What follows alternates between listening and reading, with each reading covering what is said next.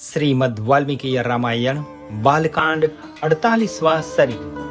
राजा सुमति से सुकृत हो एक रात विशाला में रहकर मुनियों सहित श्री राम का मिथिलापुरी में पहुंचना और वहां सुने आश्रम के विषय में पूछने पर विश्वामित्र जी का उनसे अहल्या को शाप प्राप्त होने की कथा सुनाना।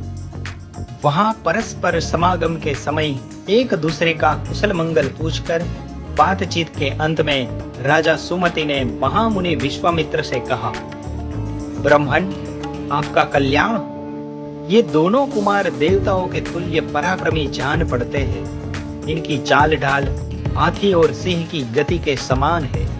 ये दोनों वीर सिंह और सांड के समान प्रतीत होते हैं।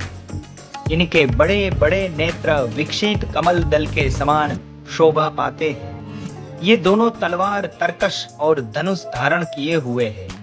अपने सुंदर रूप के द्वारा दोनों अश्विनी कुमारों को लज्जित करते हैं तथा युवा अवस्था के निकट आ पहुंचे। इन्हें देखकर ऐसा जान पड़ता है मानो दो देव कुमार देवेच्छावश देवलोक से पृथ्वी पर आ गए। ये दोनों किसके पुत्र हैं और कैसे, किस लिए यहाँ पैदल ही आए हैं? जैसे चंद्रमा और सूर्य आकाश की शोभा बढ़ाते हैं, उसी प्रकार ये दोनों कुमार इस देश को सुशोभित कर रहे हैं। शरीर की ऊंचाई, मनोभाव सूचक संकेत तथा बोलचाल में ये दोनों एक दूसरे के समान हैं। श्रेष्ठ आयुध धारण करने वाले ये दोनों नरश्रेष्ठ वीर इस दुर्गम मार्ग में किस लिए आए, यह मैं यथार्थ रूप से सुनना चाहता हूँ। सुमति का यह वचन सुनकर विश्वामित्र जी ने उन्हें सब वृतांत यथार्थ रूप से निवेदन किया। सिद्धाश्रम में निवास और राक्षसों के वध का प्रसंग भी यथावत रूप से कह सुनाया। विश्वामित्र जी की बात सुनकर राजा सुमति को बड़ा विस्मय हुआ। उन्होंने परम आदरणीय अतिथि के रूप में आए हुए उन दोनों महाबली दशरथ पुत्रों का विधि पूर्वक आतिथ्य सत्कार किया। सुमति ने उत्तम आदर सत्कार पाकर वे दोनों रघुवंशी कुमार वहां एक रात रहे और सवेरे उठकर मिथिला की ओर चल दिए। मिथिला में पहुंचकर जनकपुरी की सुंदर शोभा देख सभी महर्षि साधु साधु कहकर उनकी भूरी भूरी प्रशंसा करने लगे। मिथिला के उपवन में एक पुराना आश्रम था जो अत्यंत रमणीय होकर भी सुनसान दिखाई देता था।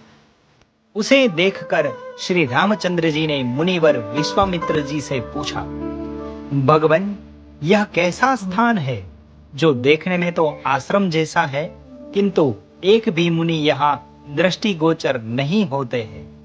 मैं यह सुनना चाहता हूँ कि पहले यह आश्रम किसका था।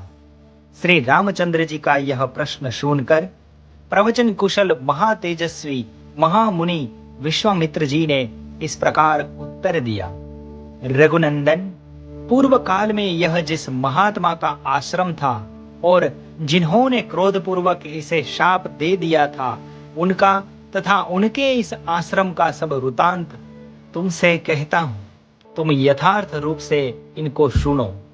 नरश्रेष्ठ, पूर्व काल में यह स्थान महात्मा गौतम का आश्रम था। उस समय यह आश्रम बड़ा ही दिव्य जान पड़ता।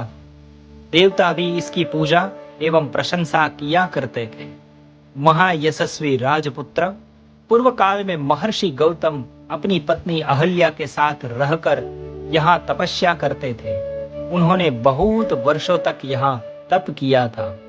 एक दिन जब महर्षि गौतम आश्रम पर नहीं थे, उपयुक्त अवसर समझकर सचीपति इंद्र गौतम मुनि का वेश धारण किए वहां आए और अहल्या से इस प्रकार बोले, सदा सावधान रहने वाली सुंदरी, रति की इच्छा रखने वाले प्रार्थी पुरुष ऋतुकाल की प्रतीक्षा नहीं करते हैं। सुंदर कटी प्रदेश वाली सुंदरी, मैं तुम्हारे साथ समागम करना चाहता हूँ। रघुनंदन, महर्षि गौतम का वेश धारण करके आए हुए इंद्र को पहचान कर भी उस दुर्बुद्धि नारी ने, अहो देवराज इंद्र, मुझे चाहते हैं, ऐसा कौतूहलवश उनके साथ समागम का निश्चय करके वह प्रस्ताव स्वीकार कर लिया। रति के पश्चात उसने देवराज इंद्र से संतुष्ट चित्त होकर कहा, सुरश्रेष्ठ, मैं आपके समागम से कृतार्थ हो गई। प्रभु, अब आप शीघ्र यहाँ से चले जाइए। देवेश्वर महर्षि गौतम के कोप से आप अपनी और मेरी भी सब प्रकार से रक्षा कीजिए। तब इंद्र ने अहल्या से हंसते हुए कहा, सुंदरी, मैं भी संतुष्ट हो गया। अब जैसे आया था उसी तरह चला जाऊंगा। श्री राम, इस प्रकार अहल्या से समागम करके इंद्र जब उस कुटी से बाहर निकले, तब गौतम के आ जाने की आशंका से बड़ी उतावली के साथ वेग पूर्वक भागने का प्रयत्न करने लगे। इतने में ही उन्होंने देखा, देवताओं और दानवों के लिए भी दुर्धर्ष तपोबल संपन्न महामुनि गौतम हाथों में समीधा लिए आश्रम में प्रवेश कर रहे हैं। उनका शरीर तीर्थ के जल से भीगा हुआ है और वे प्रज्वलित अग्नि के समान उदीप्त हो रहे हैं। उन पर दृष्टि पड़ते ही देवराज इंद्र भय से थर्रा उठे।